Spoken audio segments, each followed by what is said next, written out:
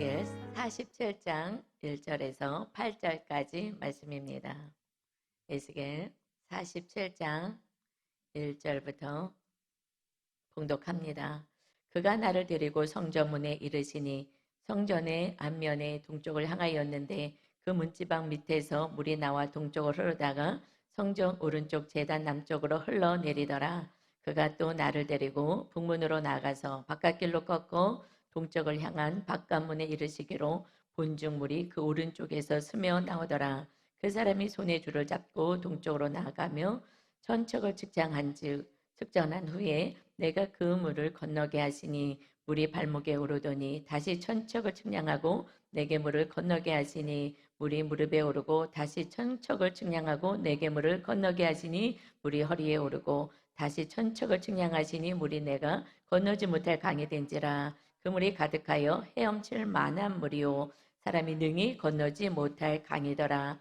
그가 내게 이르시되 인자야 너가 이것을 보았느냐 하시고 나를 인도하여 강가로 돌아가게 하시기로 내가 돌아가니 강 좌우편에 나무가 심이 많더라.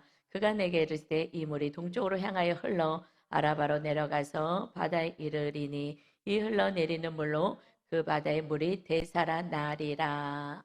아멘. 오늘 본문 말씀을 중심으로 해서 하나님 사랑, 이웃 사랑이라는 제목으로 은혜를 나누겠습니다. 하나님 사랑, 이웃 사랑. 이 말씀은 십계명에서 주신 말씀이죠. 그래서 이스라엘 백성들에게 하나님이 십계명을 주시면서 언약을 맺자. 이제 내가 너희의 하나님이 될 것이고 너를 지켜줄 것인데 너도 이 십계명을 지킬 때에 이 책임을 다해야 된다. 그렇지 않으면 3, 4대에서 저주가 임하고 벌을 받게 되고 그리고 하나님의 말씀대로 이렇게 하나님 사랑을 하고 이웃을 사랑하며 살아간다면 그러면 하나님이 다스리는 나라에서 정말 영원토록 사는데 천대의 은혜를 누릴 것이다. 그런데 그렇게 살지 못해서 지금 에스겔 이 선지자는 바벨론의 백성들이 하나님의 백성들이 포로로 끌려가 있는 상태에서 말씀을 전합니다. 결국 하나님의 사랑, 이웃 사랑을 하지 않은 이 백성들이 지금 고난을 당하고 있는 것입니다. 그래서 오늘 47장에서 회복을 선포하세요. 완전한 회복을 선포하시면서 그 회복은 어떻게 나타나느냐? 이제 하나님의 다스리는 나라로 다시 회복해서 돌아갈 때는 하나님을 사랑하고 이웃을 사랑하는 그 나라의 백성으로 살아야 하는 것이다 라고 말씀하십니다.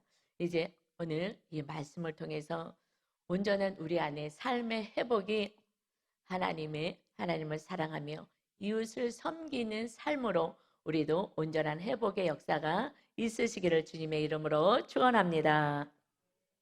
첫 번째는 말씀 충만은 성령 충만입니다. 우리는 성령 충만하기를 사모하죠. 그런데 성령 충만은 말씀 충만이 성령 충만이다. 그래서 같이 가는 것이에요. 오늘 본문 1절부터 다시 봅니다. 그가 나를 데리고 천사가 나를 데리고 에스겔 선지자를 데리고 지금 환상 가운데서 앞으로 세워진 성전 그 예루살렘으로 데려가시죠. 그래서 성전문에 이르시니 성전의 앞면에 동쪽을 향하였는데 그 성전의 문지방 밑에서 물이 나와 동쪽으로 흐르다가 성전 오른쪽 제단 남쪽으로 흘러내리더라. 지금 회복의 말씀은 어디서부터 시작되냐? 성전에 가는데 성전을 보여주시는데 그 성전은 우리가 말씀으로 은혜 받았죠. 동문으로 이제 하나님이 성전에 임하셨고 그 동쪽 문은 닫으셨어요. 그쪽으로는 아무도 들어가지 못하고 나오지도 못하게 하셨어요. 이것은 내가 영원히 이제 너희와 떠나지 않고 함께 하겠다라는 약속의 말씀이셨죠. 그런데 그 동쪽 문을 향하여서 이제 동쪽으로 임하신 하나님께서 성전에서 그 문지방에서 물이 나와서 흘릅니다. 그래서 그 동쪽으로 제단을 거쳐서 흘러나오는 모습을 보여줍니다. 이것이 회복의 때를 말씀하시죠. 2절입니다. 그가 천사가 나를 데리고 북문으로 나가서 왜냐하면 동쪽 문은 막혀 있죠. 그래서 다시 북쪽 문으로 나가서 바깥으로 나가요. 바깥길로 꺾고 동쪽으로 향한 바깥문에 이르기로 그래서 동쪽 쪽으로 나갔더니 본즉 물이 그 오른쪽에서 스며 나오더라. 성전 문지방에서부터 물이 나오는데 이것을 바깥까지 데리고 나가서 보여주시는 거예요. 바깥에서 흘러나가는 것을 이제 보여주십니다. 여기서 스며 나오더라 라는 이 말씀은 원어로 히브리어로 파카라는 단어를 써요. 이것은 쏟다라는 그런 말씀입니다. 쏟아 부으듯이 그렇게 해서 조금씩 흘러나오는 것이 아니라 그 성전에서 정말 콸콸 쏟아 나와서 이제 나중에 강이 흘러가게 하는 그 원천은 어디에 있느냐? 성전 하나님의 보좌에서부터 생명수가 생명의 근원이 나온다라고 말씀하십니다. 이것은 우리들의 생명의 근원은 어디서 나오냐? 이거는 보좌 하나님으로부터 나오는 것입니다. 이것이 창세기에서 세상을 창조하시고 나서 물의 근원이 어디서부터 나오냐? 하나님이 거하신 에덴이 성전과 마찬가지죠. 하나님이 거하신 그 성전에서부터 그 생명의 물이 근원이 돼서 나오는 것을 말씀하십니다. 태초부터 하나님의 이 생명수는 하나님으로부터 나온다는 것을 창세기에서 말씀하셔요. 우리 첫 번째 에덴 성전에서부터 하나님으로부터 생명수가 나옵니다. 창세기 2장 8절입니다. 여호와 하나님이 동방의 에덴의 동산을 창설하시고 그 지으신 사람을 거기 두시니라. 여기 아담을 두셨죠. 에덴 동산에 하나님의 사람이 있습니다. 그래서 9절에 여호와 하나님이 그 땅에서 보기에 아름답고 먹기에 좋은 나무가 나게 하시니 동산 가운데에는 생명나무와 선악을 알게 하는 나무도 있더라.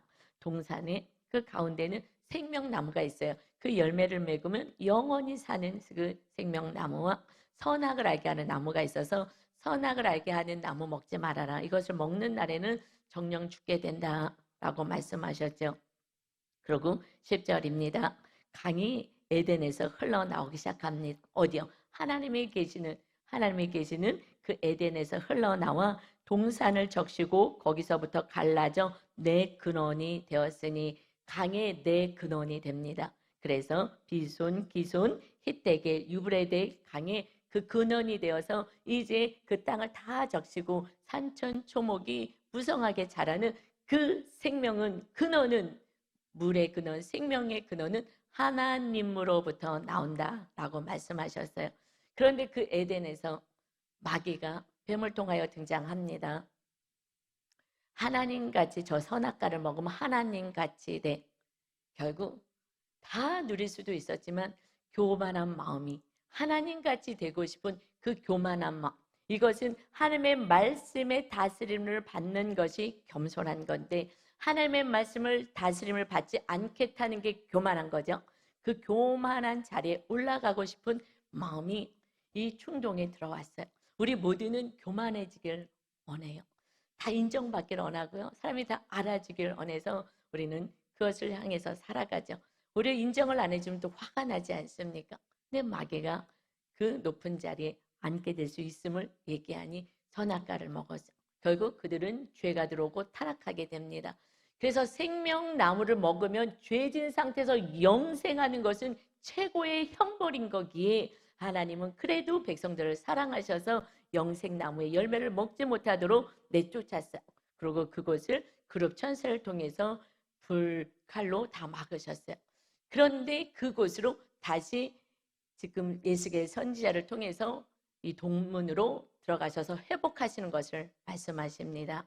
이제 그 타락이 이 백성들이 죄를 계속해서 지으니 하나님이 아브라함을 통하여서 이 땅에 성전을 세워서 하나님의 보좌를 이 땅에 내려오셔서 하나님으로부터 이제 축복의 통로가 되게 해서 살리는 그러한 나라를 세우겠다. 이것이 이스라엘 먼저 믿게 된 선민 이스라엘입니다. 그곳에 성전에서 생명수가 흘러나오는 것입니다. 2절에 하나 두 번째 이스라엘 땅 예루살렘 성전에서 생명수가 흘러나오는 거예요. 그래서 성전을 예루살렘에 세우게 하죠.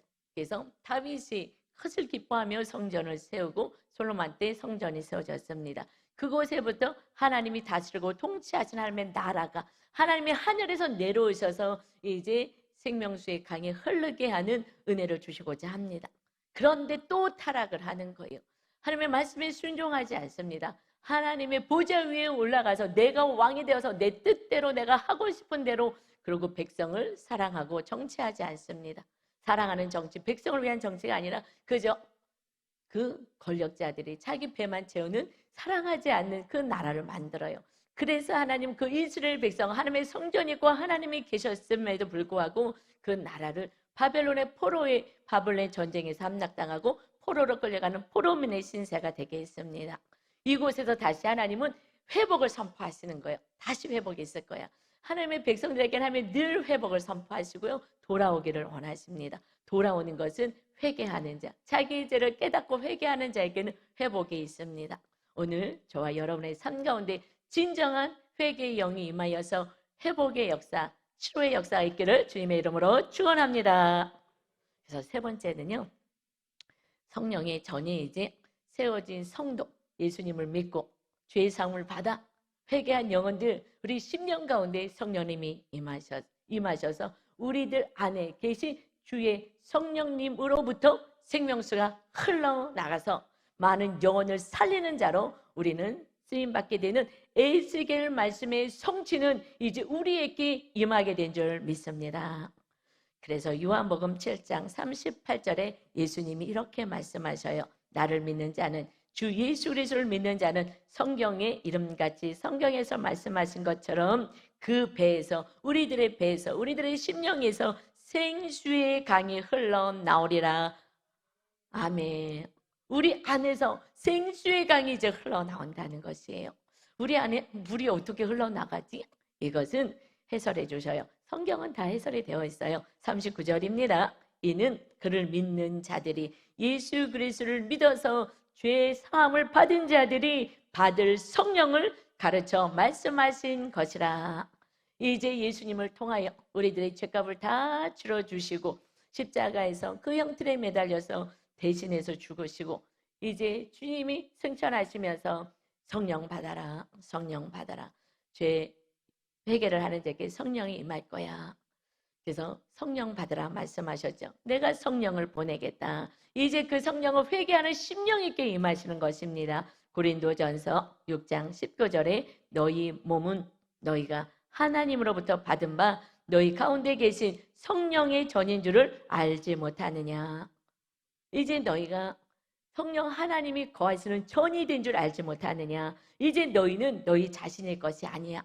보좌가 주님이 성령으로 거룩한 영으로 임하셔서 네 인생이 너 것이 아니야. 너희 자신의 것이라. 이제 보좌가 우리 안에 주님이 주인 되는 삶이 되었다. 20절이요. 이것은 값으로 산 것이 되었다. 주님의 생명으로 너희를 샀으니 그런즉 너희 몸으로 하나님께 영광을 돌리라. 이제 여러분, 우리가 하나님께 영광을 올려드리는 인생이 된 것입니다. 우리가 내가 주인 되어 사니까 힘든 인생을 살아가는 거예요. 에스겔 말씀의 성취는 예수 그리스도를 통하여서 성취되었고 이제 죄의 사함을 받아서 성령님을 모시고자 소원하고 말씀대로 사는 영혼들에게 임하여서 우리들의 심령 가운데 생수의 강이 흘러넘치는 인생을 사시기를 바랍니다. 그런 영혼들과 함께 주님의 순종으로 에스겔 말씀은 성취하여 졌습니다. 이제 자기 십자가를 진 주님처럼 자기 십자가를 지고 주님을 따르는 영혼들을 통하여서 하나님의 나라는 이 땅 가운데 하나님의 나라는 세워지고 그 영혼들이 영원한 하나님의 나라에 입성하게 됩니다. 이것이 네 번째, 거룩한 성 새 예루살렘에서 이제 생명수가 흘러 넘치게 됩니다. 이것은 앞으로 우리가 갈 천국에 대해서 말씀하셔요. 이것은 에덴 성전에서 흘렀던 그 영광이 영원한 마침내 완전한 회복은 천국에서 이루어질 것이다. 요한계시록 22장 1절입니다. 또 그가 수정 같은 그는 천사가 마지막 때에 그 사도 요한에게 지금 환상을 에스겔서처럼 보여주는 거예요. 천국의 천국에서 삶의 모습을 보여줍니다. 그래서 봤더니 수정 같은 맑은 생명수의 강을 내게 보이니 사도 요한에게 보여주시니 하나님과 및 어린 양의 보좌로부터 나오더라. 생명수 강이 하나님과 어린 양의 보좌로부터 지금 에덴에서부터 또 이 땅에 세워진 이스라엘 땅의 그 성전에서부터 이제 우리 안에 세워진 성령님이 거하신 전으로부터 나오듯이 완전한 완성은, 회복은 하나님과 어린 양 영원한 나라에서 거기서부터 보좌로부터 생명수가 흘러나오더니 2절입니다. 길 가운데로 흐르더라. 강 좌우에 생명나무가 있어 생명나무는 그것을 따먹고 영생하는 나무죠. 그러나 에덴에서는 그것을 막았잖아요. 죄짓고 영생하지 못하도록. 회개해서 이제 성령의 능력으로 살다가 영원한 천국에서 이 에덴의 온전한 회복을 이루어서 생명나무를 먹고 영생할 수 있는 그 새 하늘과 새 땅이, 새 예루살렘의 성전이 있었기 때문에 새 예루살렘이 성전 되신 주님으로부터 회복될 것을 말씀하시는 거예요. 그래서 그 나무는 12가지 열매를 맺되 달마다 그 열매를 맺고 그 나무 잎사귀들은 만국을 치료하기 위하여 있더라. 그것에 이제 슬픔도 아픔도 고통도 없는 그 하나님의 나라가, 그곳에서 그 생명수 강에서 흐르는 그 생명수의 물을 마시면서 우리는 영생을 하는 것입니다.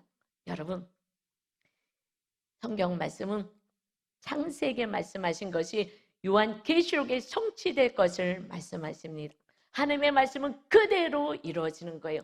중간중간 이스라엘 땅의 인간의 그 나라에도 이루어졌어요. 그것이 우리들의 심령 안에 이루어질 나라가 영의 나라이기 때문에 잘 보여지지 않으니 먼저 그림자처럼 이스라엘 땅에 실제적으로 성전에서 하나님이 거하시는 그 은혜를 누리게 하신 거고요. 그 나라가 이제 성전이 우리 안에 임할 것을 보여주시고, 완전한 성전은 우리가 영원한 나라에 갔을 때 그때 보좌로부터 나오는 생명수로 우리는 영생을 얻게 되는 축복의 자녀가 된 줄 믿습니다. 여러분, 말씀은 반드시 성취되는 거예요. 아무리 사단이, 우리 인간이 교만하여 타락하더라도 마침내 순종하는 예수 그리스도와 순종하는 하나님의 거룩한 백성들을 통하여 하나님의 뜻을 이 땅에서 이뤄서 하나님의 나라가 온전히 세워지게 되는 것을 믿으시고, 우리는 끝까지 순종의 종으로 살아가는, 하나님의 말씀에 순종하는 저와 여러분 다 되어서 이 땅에서 하나님의 뜻을 온전히 이뤄드리는 축복의 통로가 되시길 주님의 이름으로 축원합니다. 그리고 5번째는요, 우리가 이제는 영원한 나라에서 완전히 회복과 성취될 것이지만 이 땅에서 어떻게 해야 되는지 말씀으로 알려주십니다. 말씀에 정답이 있고 우리 인생의 지도가 있어요. 5번째 보니까 성령님의 능력으로 행하라. 이제 너희가 아직 천국에 오기 전까지는 성령님이 임하시니 성령의 능력으로 사는 거야 하시면서 오늘 본문의 3절입니다. 그 사람이, 천사가 손에 줄을 잡고 동쪽으로, 왜 줄을 잡고 지금 이렇게 다니냐? 이것이 망상과 상상이 아니라 실제로 세워질 그 나라를 실제로 보여주고 죄를 자로 죄는 거예요. 이것은 반드시 성취되고 이미 세워진 나라라는 것입니다. 이미 하나님의 나라는 세워지는 거예요. 그렇기 때문에 이것을 실제적인 것을 보여주기 위해서 줄로 재면서 모세를 통해서 준 하나님의 성전은 설계도를 줬죠. 이것은 세워진 그 성전, 반드시 회복할 성전을 말씀하고 계셔서 천사가 다 줄을 재면서 이것을 백성들에게 알려줘라. 하나님의 나라는, 영원한 나라는 있고 우리 안에 하나님의 나라도 영원히 세워질 거고, 이렇게 오늘 에스겔의 말씀의 성전은 반드시 이루어질 것을 줄로 다 재서 알려줘라 말씀하셔요. 그래서 동쪽으로 나가며 천척을 측량한 즉 내게 그 물을 건너게 하시니 물이 발목에 오르더니, 실제로는 이게 천척이 500m를 정도 되거든요. 그런데 지금 신약에서 이건 영적으로는 순종하는 만큼을 얘기하고 있습니다. 각자가 그 순종하는 만큼이 그때 물이 이제 발목에 차기 올라오기 시작합니다. 그래서 이제 4절에 보니까 다시 천척을 측량해요. 조금 더 측량을 했어요. 이제 순종했어요. 그랬더니 내게 물을 건너게 하시니 물이 무릎 쪽으로 올라왔어요. 다시 천척을 측량하고 또다시 순종하는 자에게 내게 물을 건너게 하시니 물이 허리에 오르고, 다시 천척을 측량하시니 물이 내게 건너지 못할 강이 된지라. 그 물이 가득하여 헤엄칠 만한 물이요 사람이 능히 건너지 못할 강이더라. 발목에서 무릎으로 허리로 이제 완전히 강이 되어서 넘쳤습니다. 6절이요. 그가 내게 이르시되 인자야 에스겔아 내가 이것을 보았느냐 하시고 나를 인도하여 강가로 돌아가게 하시기로. 지금 물이 있어서 건너갈 수가 없어요. 지금 건너가면서 이렇게 측량할 수 있었는데 건너갈 수 없어요. 그래서 돌아가게 하십니다. 7절. 내가 돌아가니 강 좌우편에 나무가 심이 많더라. 나무가 심이 많은 거예요. 이 나무는 이제 살아날 수 있는 거예요. 8절입니다. 그가 내게 이르실 때 이 물이 동쪽으로 향하여 흘러 아라바로 내려가서 바다에 이르리니, 아라바는 요단 계곡 쪽을 의미해요. 그쪽으로 쭉 내려가면 어디 사해바다까지 가거든요. 그래서 바다에 이르르니 이 흘러내리는 물로 그 바다의 물이 되살아나리라. 이스라엘 가보신 분은 알지만 거기는 사해바다가 있어요. 그래서 거기는 고기도 살 수 없고 그것으로 물 줬다가는 다 나무도 죽습니다. 그 죽은 바다까지 하나님의 그 물이 보좌로부터 흘러나서 다 살게 할 것이다. 그래서 다 살릴 거야. 이제 고기도 살고 그냥 물이 있지만, 그 바다가 있지만 아무도 살아내지 못하게 하는 죽은 바다에 아무 쓸모도 없이 살아가는 그런 인생 가운데 이제 주의 성령님, 주님의 은혜로 성령님이 임하시며 이제 우리가 가는 곳마다 이렇게 살리는 자에게 삶을 살게 될 거예요. 누가? 성령님이. 물은 성령님을 의미하신다고 했죠. 처음에는요, 우리가 신앙생활 합니다. 예수님을 믿고 성령님 임재해달라고 그랬을 때 우리는 말씀에 순종하는 만큼, 천척만큼 발 정도로 성령의 은혜로 삽니다. 한 발 정도로 왔을 때는, 여러분 물이 한 발 정도로 왔을 때는 여러분이 마음껏 가고 싶은 대로 다 다닐 수 있어요. 하고 싶은 대로 다 할 수 있을 거예요. 그래서 그 정도밖에 성령님이 임재를 순종하지 않는다면 그러면 내 뜻대로 살아가는 거예요. 예수님 믿습니다. 성령님 내 안에 계십니다. 하지만 내 뜻대로 물 정도밖에 차지 않은 순종을 그만큼, 말씀의 순종을 그만큼 하면 그 정도, 발 정도밖에 물이 차지 않으니까 내 뜻대로 사는 거예요. 그리고 왜 되는 일 없냐고, 왜 이렇게 내 인생은 이 모양이냐고, 정말 고기가 살 수 없는, 그래서 황량한 아무짝에 쓸 수 없는 고통 속에 있는, 난 하나님을 믿는데 왜 내 인생이 이러냐고. 왜요? 순종하지 않은 거예요. 순종하지 않아서. 그 다음에 조금 더 말씀에 순종해야지. 이제 성경 공부도 하고 양육도 하면서 조금 더 순종해야지. 순종한 천척만큼 이제 하나님의 은혜가, 주의 성령님이 물은 만큼 조금 더 순종하고 내가 내 고집을 꺾고 말씀에 순종하겠습니다 했을 때 이제 허리만큼 와요. 한 허리만큼 오면은 그때 마음껏 다니기 조금 불편하겠죠. 물속에서 허리 좀 있는데 막 발목에 있을 때보다는 다니기가 좀 어려워요. 내 뜻을 자꾸 내려놓게 하시는 거예요. 그러면 안 돼. 네 뜻을 내려놔라. 내가 임해야지. 내가 임해야 네가 산다. 그리고 이웃도 살린다. 네 뜻대로 살아가면 네가 할 수 있는 건 아무것도 없어. 코로나가 와서 이런 인생이 될지, 여러분께 다 마스크 쓰고 예배를 드리고 정말 모든 세계가 이 마스크를 쓰고 다니는 이런 이상한 나라가 올 줄 어떻게 알았겠어요? 우리는 내일을 알 수 없습니다. 하나님 앞에 온전히 창조주 하나님이, 모든 심판주 하나님께서 심판하실 그 하나님의 이 온전한 말씀, 성취하실 말씀을 따라서 우리가 살 때에 그때 온전한 회복의 역사가 있습니다. 어디까지요? 끝까지 순종하여서 성령 하나님이 완전히 우리를 장악하시고 통치하여서 하나님의 모든 말씀에 아멘만 인생이 될 때에 그것을 성령 충만이라고 하는 거예요. 그렇게 됐을 때 내 뜻을 내려놓고 하나님의 말씀의 뜻대로 살 수 있는, 그래서 하나님이 다스리는 인생이 될 때 내가 가는 곳마다 주님의 능력이 임하여서 주님의 능력으로, 성령의 능력으로 회복의 역사를 이루어 가시는 줄 믿습니다. 내가 하려고 했기 때문에 안 되는 거예요.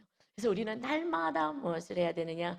내가 죽고 내 고집이 죽고 내 아집, 내 생각 내려놓고 내가 하고 싶은 거 내려놓고 오직 성령 하나님이 충만히 임하여서 나를 다스려 달라고. 그래서 성령님이 임하시면 그때부터 살아나는 역사가 있습니다.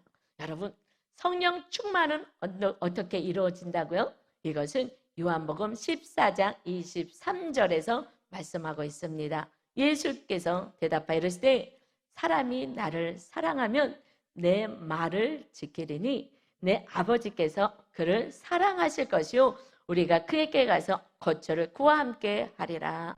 성삼위 하나님, 성령 하나님이, 우리 주님이, 성부 하나님이 우리와 함께 영으로 우리 안에 임하여서 거처가 우리 안에, 우리 옆도 아니고 우리 머리도 아니고 우리 안에 임하셔서 보좌에 앉으셔서 우리 심령 가운데 주의 능력으로 살 수 있는 성령의 생수가 흘러가게 하리라.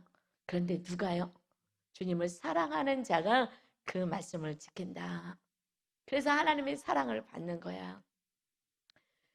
여러분, 그래서 하나님만 사랑하는 그 영혼, 하나님을 제일로 사랑하는 그 영혼이 하나님의 말씀을 지켜요. 하나님을 사랑하는 만큼 하나님의 말씀에 순종합니다. 제가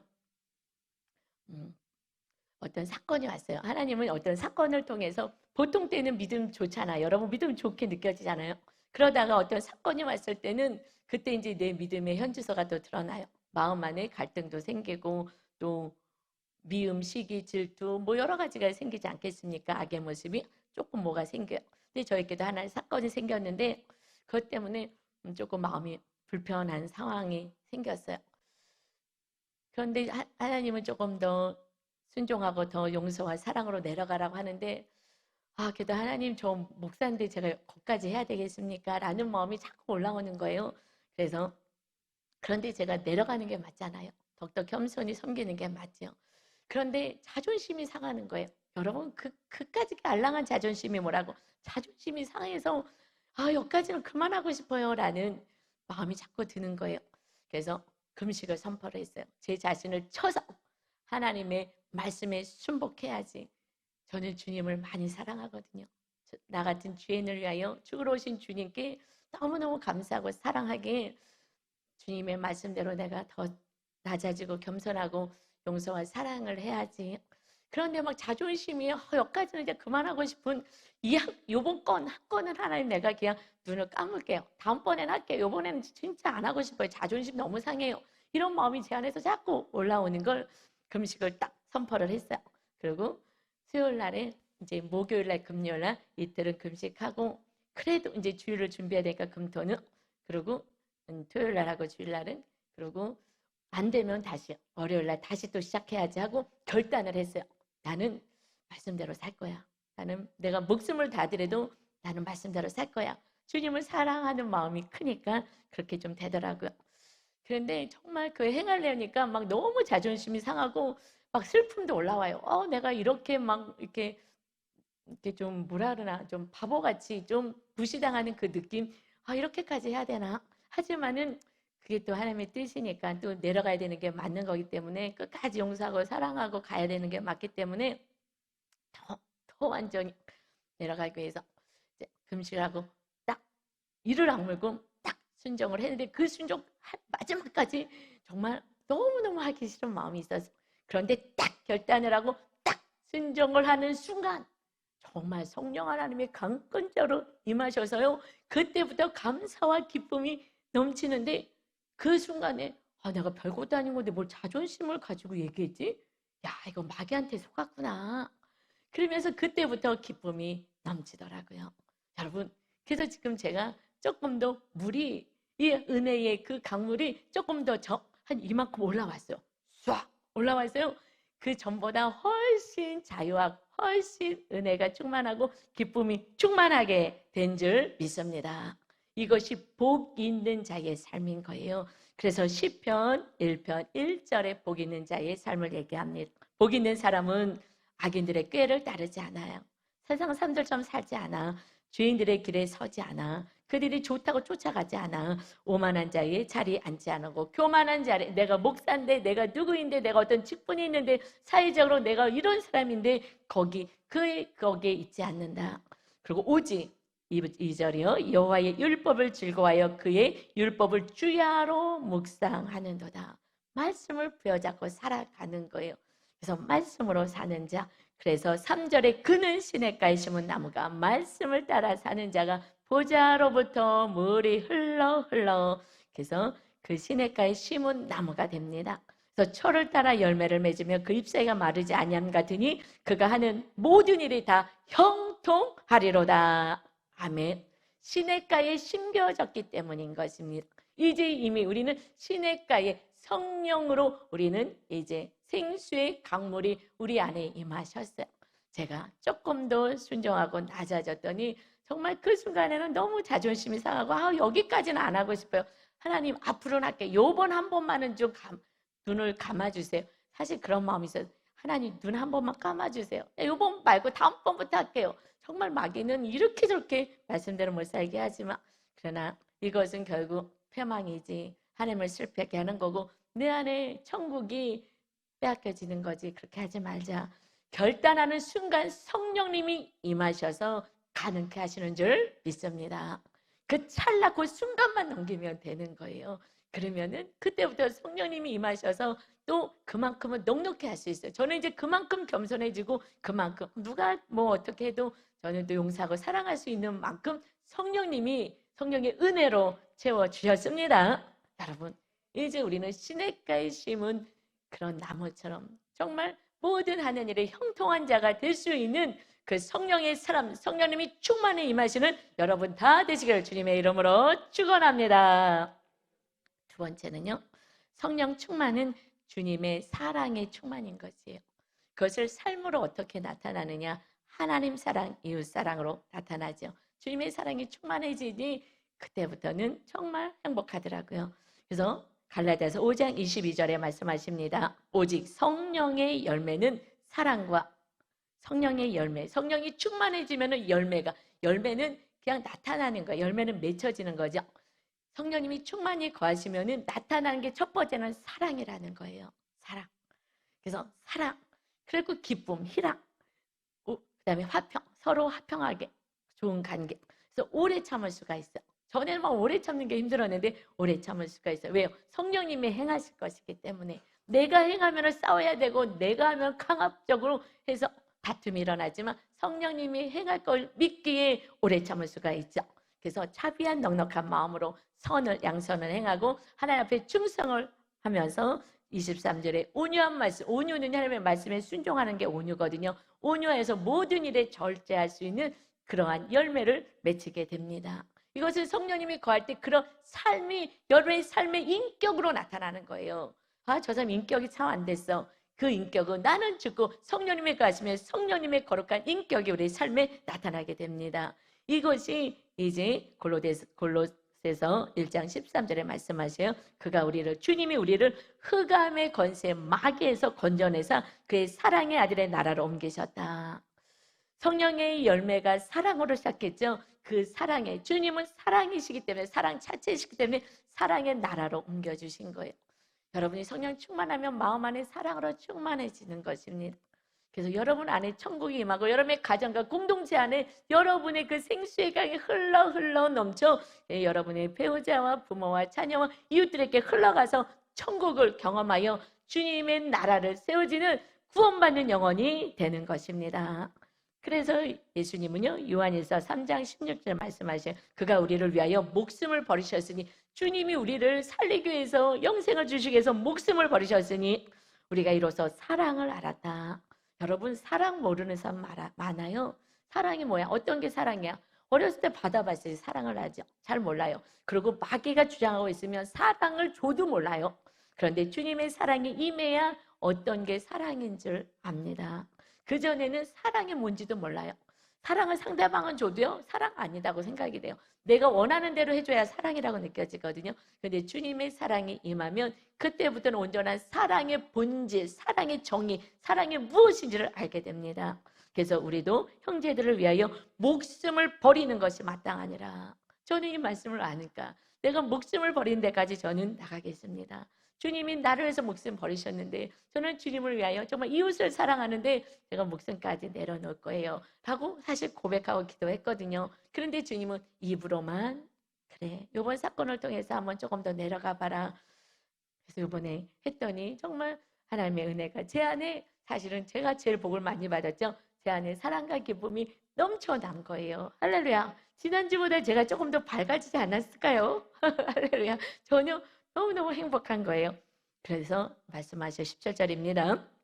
누가 이 세상의 재물을 가지고 형제의 궁핍함을 보고도 도와줄 마음을 닫으면 하나님의 사람이 어찌 그 속에 거하겠느냐. 사랑한다고, 너 사랑한다면서 하나도 이렇게 섬겨지지 않는다면 그게 무슨 사랑이겠느냐. 그래서 자녀들아, 18절에 우리가 말과 혀로만 하지 마. 말과 입으로 사랑합니다. 저도 다 고백했거든요. 근데 현실에서는 좀 어렵잖아요. 행함과 진실함으로 하자. 이것이 하나님의 사람들은 행함과 진실함으로 하는 것입니다. 행해야 되는 거예요. 그래야 하면 나라를 경험하게 되는 것입니다. 진실함으로 하는 거예요. 제가 그냥 겉으로는 사랑한 척 할 수도 있어요. 제 마음에 누군가를 미워하면서 그분을 만났을 때 저는 거짓으로 웃으면서 얘기할 수 있어요. 그러나 주님은 아시고 저는 알잖아요. 그러지 마. 진정으로 진실함으로 하는 게 사랑이지. 겉으로 척하지 마. 그래서 척하지 않은 진정으로 내가 정말 더욱더 겸손히 내려올 때, 그때 온전한 하나님의 나라가 내 안에 세워지고 나를 통해서 또 한 영혼이 세워지게 되는 은혜를 여러분 같이 누리시길 주님의 이름으로 축원합니다. 그런데요, 세상에서도 그 상담에서 서로 사랑을 하라고 얘기해요. 물론 거기는 그 세상의 그 처방은 그 주님이 말씀하는 일을 사랑하고는 틀리죠. 그래서 어느 한계가 있죠. 그러나 일시적으로는 회복이 되는 것처럼 보여지기도 해요. 금쪽이 프로그램 있잖아요. 제가 이번에 봤는데 거기 3명의 남자아이 쌍둥이가 있어요. 그런데 막내 애가 지금 초등학교 1학년인데 1학년들이에요. 그런데 둘째는 지금 잘하고 있는데 이 막내가 학교 가서도 야단을 맞고 이 모습이, 그래서 이 프로그램에 신청을 했대. 엄마에 신청해 달라고. 그래서 우리 동생이 좀 치료해 달라고. 그런데 처방전이 뭐냐면 삼형제가 서로 사랑하게 해주세요. 그래서 삼형제가 한 팀 먹고 엄마 아빠가 한 팀 먹어서 뭐 줄다리를 닫고 게임도 하고 서로가 하나 되게 사랑하게, 서로 사랑할 수 있게끔 해주세요. 그래서 제가 오늘 이거 좀 같이 나눠야 되겠다. 세상의 처방도요 서로 사랑하라는 거예요. 그러나 일시적인 치료는 있어요. 영혼의 구원도 없고 그거는 인간의 힘으로는 할 수가 없어요. 성령님이 임하셔야 우리 힘이 아닌 성령의 능력으로 행해지는 줄 믿습니다. 그러니 우리는요 너무너무 은혜 받은 자인 것입니다. 내용인즉은 그 아이가, 그 셋째 아이가 아빠하고 좀 성향이 비슷하대요. 근데 아빠가 좀 완벽주의하고 약간 강박 있더라고요. 불안 이런 것이 좀 강하신 분인데 셋째가 아빠랑 좀 닮았대요. 근데 이 셋째가 걷는 게 이상해. 이상하게 딱 붙고 걷고 그리고 자꾸 뒤를 돌아봐요. 걷다가. 그런 어떤 이상한 그거 걸음걸이도 이상하게 하여튼 걷는 거예요. 자꾸. 그러니까 아빠는 너무 안타까우니까 그렇게 하지 말라, 어깨를 펴라고 똑바로 하고 손을 이렇게 하라고 하고 왜 자꾸 뒤돌아보냐고 계속 행동 수정을 하는 거예요. 애는 막 더 이렇게 더 움츠러지고 하게 되는 그 모습을 제가 봤어요. 근데 그것은 아이가 틱 장애가 있었던 거예요. 틱이 있어서 그렇게 행동을 이상하게 하는 건데 몰랐던 거죠. 그래서 애들이 조금 이상하면 요즘은 상담도 받고 치료도 빨리 진단을 받아야 돼요. 그래서 저도 빨리 진단 받으라고 하거든요. 그런데 그것도 인정하기 싫어서 많이들 안 가요. 그런데 빨리 가야 돼요. 그래도 다행히 이렇게 틱장인데 그것은 뭐 노력으로 될 수가 없는 거거든요. 그래서 아빠하고 갈등만 생기죠. 이제 아이한테 물어봅니다. 너는 네가 이렇게 걸을 때 엄마하고 아빠는 뭐라고 그래? 그랬더니 엄마는 그래도 이제 아이를 공감해 주려고 엄마는 아무 말 안 하는데 아빠는, 아빠가 얘기하는데 아빠는 말할 때 소리를 지른대요. 그래서 아빠가 소리 지르면 너는 마음이 어때? 그랬더니 자기 기분은 너무 무섭대요. 아빠가 소리 지르면 자기가 걸을 때마다 자꾸 그렇게 하지 말라 해서 소리 질러서 무섭고 그리고 속상하다고 얘기를 해요. 근데 또 질문을 해요. 세상에서 너는 누가 제일 좋아? 그랬더니 아이가 아빠 그러는 거예요. 이 아빠가 정말 거기서 뭐 본인이 죄인같이 느껴졌는데 아빠 무섭다 그러고 아빠가 소리 지른다 그러고 힘들다고 한 아이가 누가 제일 좋아? 아빠. 여러분 어린아이와 같아야 천국 간다 그런 말씀이 뭐냐면 그래도 그때만 해도요 그래도 아빠가 사랑하는 걸 알아. 그런데 조금씩 클수록 정말 모르는 거예요. 그래서 더 이제 갈등 구조로 갔겠죠. 그런데 그럴 때 이 아빠가 정말 그 기쁨이 여기까지 쫙 이렇게 미소를 띠는 그 모습을 보면서 그 아빠는 사랑해서 그렇게 한 거잖아요. 정말 바르게 걸으라 그러고 뒤돌아보지 말고 사람들한테 이렇게 손가락질 당하니까 정말 사랑해서 한 건데 그래도 아빠가 사랑하는 걸 그 어린아이가 알더라고요. 그러니까 아빠가 마음이 딱 풀어지는 거예요. 여러분 사랑은요 정말 그 아빠의 그 지금 힘들어했던 그 아빠의 마음도 그 아이가 아빠가 제일 좋아요. 이 마음을 조금 풀어주더라고. 여러분 배우자와 부모와 형제와 이웃들에게 정말 사랑을 표현하십시오. 정말 고통스럽고 힘들었던 게 다 풀어지는 거예요. 그러고 나서 물어봐요. 그러면 아빠에게 바라는 거는 뭐니? 기다려줬으면 좋겠어요. 8살이라고 우습게 보지 마세요. 속은 멀쩡해요. 누구 좋아하고 누가 나를 싫어하고 어떻게 하는지 다 알고요. 내가 원하는 것도 알아요. 그런데 아이의 원하는 거는 듣지 않아요. 왜요? 우리는 성공을 향해서 나가잖아요. 멋지게 해갖고 성공해갖고 잘되고 해야 되는데 이래갖고 걸어갖고 어떻게 살려 그래? 그렇게 하잖아요. 그것도 아이를 사랑한다는 거지만 아이는 기다려주세요. 그래서 성경에서는요. 사랑에 대한 정의를 주님은 이렇게 말씀하셔요. 고린도전서 13장 4절에서 사랑은 오래 참고로부터 시작합니다. 주님이 말씀하신 온전한 치료하는 주님의 사랑은 오래 참고예요. 오래 참는 거예요. 주님은 오래 참으시겠대요. 심판하러 오지 않았어. 나는 너를 구원하러 왔어. 난 오래 참을 거야. 언제까지? 여러분 지금 막 불벼락이 떨어지지 않습니까? 아 그래가 근데 지금 잘 살고 있습니까? 그래도 살만하십니까? 언제까지요? 이 육을 벗을 때까지 기다리겠다. 누구를 통해서? 우리들의 생명이 흘러가서 그들이 또 구원받고 회개하고 돌아올 때까지 그때 기다리시겠다고 하는 거예요. 오래 참겠다. 100년이라도 참겠다. 이 땅에 있는 동안까지 참겠다. 그런데 저도 이렇게 안 참아지니까 정말 막 머리를 잡아서라도 끌어올려서 성장시키고 싶은 그런 마음이 교만한 마음인 거예요. 내가 하고자 하는 마음이에요. 성령님 행하십니다. 그래서 사랑은 온유하며 시기하지 아니하며 사랑은 자랑하지 않아. 교만하지 않는다. 무례히 행하지 않아. 함부로 이렇게 하고 막 때려대고 소리치지 않아.